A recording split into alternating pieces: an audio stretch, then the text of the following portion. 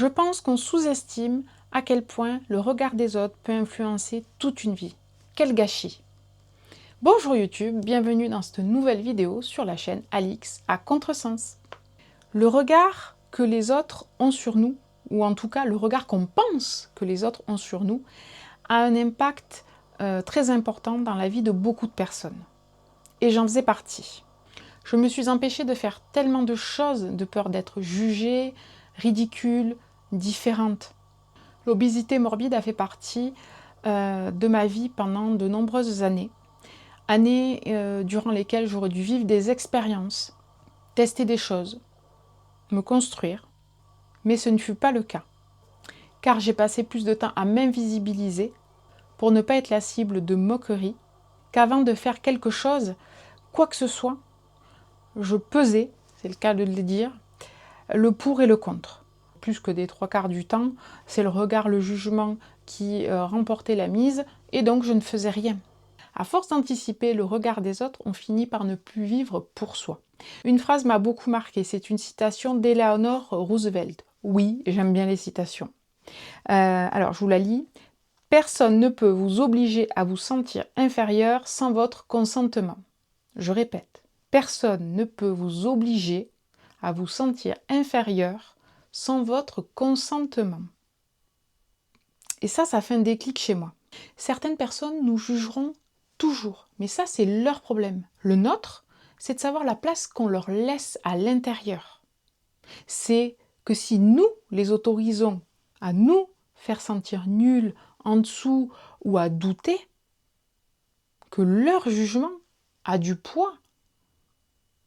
Donc seuls nous pouvons décider de l'importance que nous accordons au jugement des autres. Si on ne leur laisse pas de place, ils perdent leur pouvoir. Si nous ne faisons rien à cause du regard des autres, ce n'est pas leur faute à eux, c'est notre faute à nous, car on leur laisse trop de place, on leur accorde trop d'importance. Cette phrase d'Eleanor Roosevelt m'a réellement permis de me rendre compte que j'étais entièrement responsable de ma vie, de mes choix et de mes actions, et pas le regard des autres. Et donc c'est moi la responsable de la place que je laissais au regard des autres et de la valeur que je pensais que les autres me donnaient. Donc ce que ça m'a permis, c'est certes, je continue d'appréhender, mais je passe à l'action. Je fais, j'ose, j'outrepasse. On ne peut pas effacer complètement le regard des autres parce qu'il ne faut pas se leurrer, il existe, il y a des regards, mais ils ne sont pas forcément négatifs, ou on les imagine en tout cas souvent bien plus négatifs qu'ils ne sont vraiment. On leur accorde bien plus d'importance que ce que les gens en fait nous accordent. Il faut quand même penser que l'humain est quand même très nombriliste, il pense avant tout à lui avant de penser aux autres. Donc bien souvent on s'imagine que les autres nous regardent, nous jugent, alors que bon, pas autant que ce qu'on s'imagine. Grâce à ça, je ne cherche plus l'approbation des autres, de toute façon approbation qui ne venait jamais, puisque de toute façon je ne demandais jamais. Au final, tout simplement, cela me permet d'accepter d'être comme je suis, parfaitement imparfaite, comme tout le monde. Alors oui, on ne peut pas supprimer le regard des autres. Certaines remarques touchent toujours et encore. Mais aujourd'hui, ce n'est plus cela qui définit ce que je vaux, ma valeur, et surtout ce que je peux ou ne peux pas faire.